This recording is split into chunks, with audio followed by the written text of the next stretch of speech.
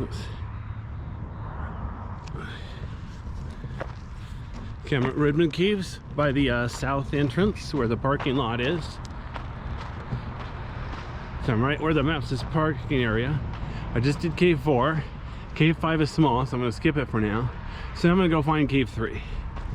Cave 3 is up this trail here.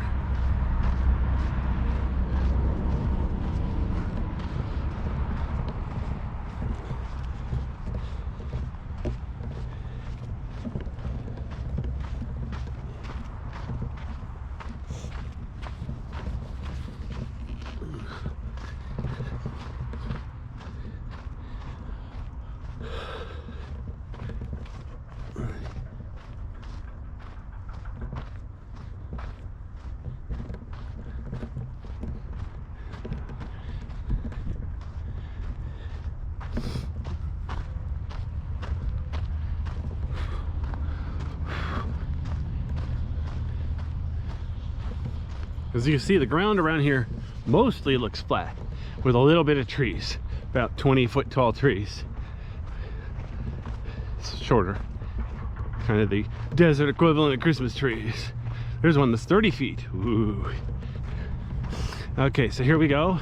The main trail goes ahead to more caves, but if I turn right here, I'm looking at the south entrance to cave 3. Officially there's only one entrance, but it actually connects to cave 1 up ahead.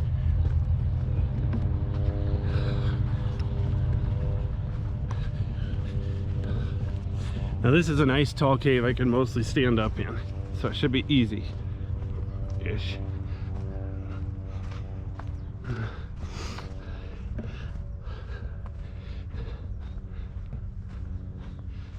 And help protect the cave, don't vandalize it. So what do we got? Vandalism right at the entrance.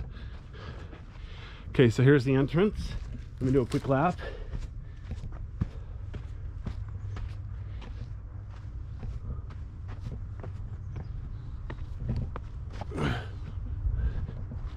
As you can see, the ground I'm standing on is probably just 10 feet above the floor. So, you know, the cave is about 6 feet tall, and then what they call the overhead, which is the thickness of the roof, it's just a few feet. That'll explain why part of it collapsed and is now the entrance.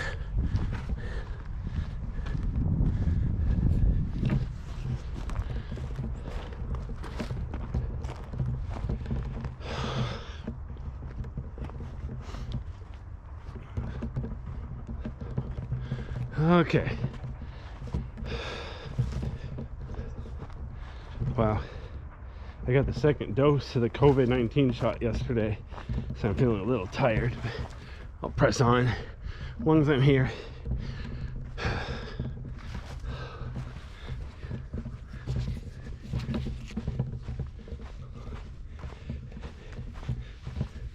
I do have to stoop down a little bit here.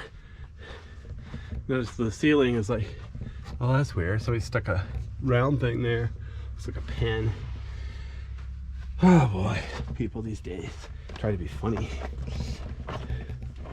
Oops. Okay, so now I gotta figure out how to get over these rocks. It's actually not that hard without my camera rig, but the camera rig makes it a little bit trickier. I have to hold my rig with one hand. Watch the ceiling here. Wow, it smells stale in here, like a grain silo or something. Okay, let me see how the camera's doing without the lights, and then if need be, I'll turn on the lights. All right.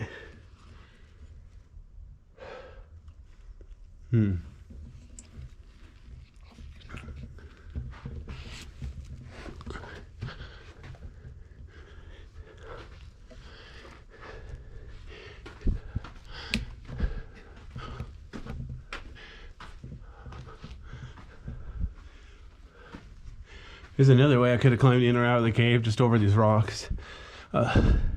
From the outside it looks tricky. On the inside where you can actually see the rocks, it's not that hard.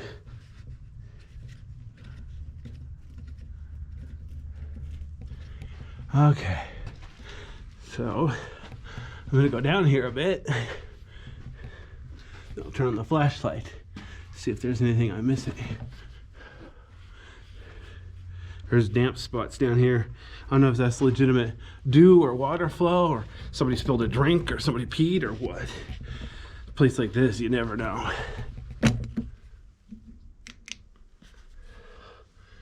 Okay. Still no sign of bats. That's good. Like I said in a previous video, my lights are pretty bright, so if there are any bats, I'll have to turn down their brightness so I don't just wake up the bats.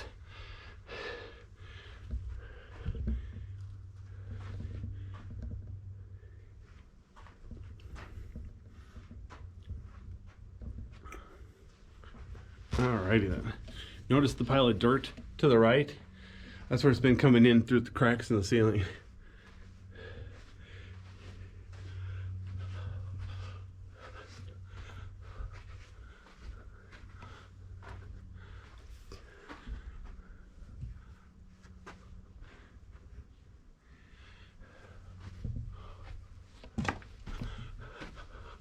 See that black shiny stuff there? That's rat pee. So yeah, I already joked about this in a previous video. If you're going to caves in Central Oregon or Eastern Oregon, make sure you have your shots first. Actually, I don't know if there is a shot against, what is that, bubonic plague or something? But yeah, nasty. Anyway, more of that black stuff. Now you know what it is. Probably too scared to keep watching the video. But yeah, all sorts of good stuff in this cave. It's definitely a case where, you know, good for the environment isn't necessarily good for people.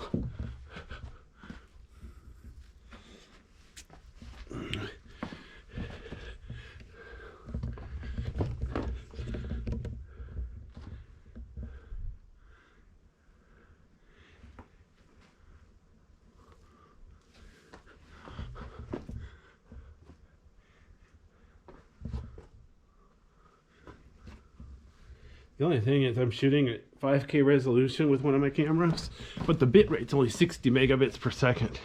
So that's a huge amount of compression. So realistically, the picture quality isn't that great, but it's all I could afford. So be gentle on me. Anyway. Now the ceiling is huge. Now the ceiling's 10 feet tall. It's nice and cold in here. The walls are a lot cleaner. Point backwards, see that natural light? That's the south entrance. That's where I came in.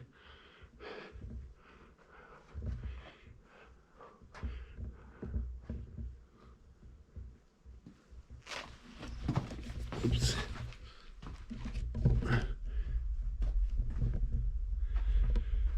I hear a loud noise like a jet plane taking off. The Redmond airport's across the street, like less than a quarter of a mile away, I think is the runway. So once in a while there's some noise in here. Uh-oh, I think one of my cameras malfunctioned.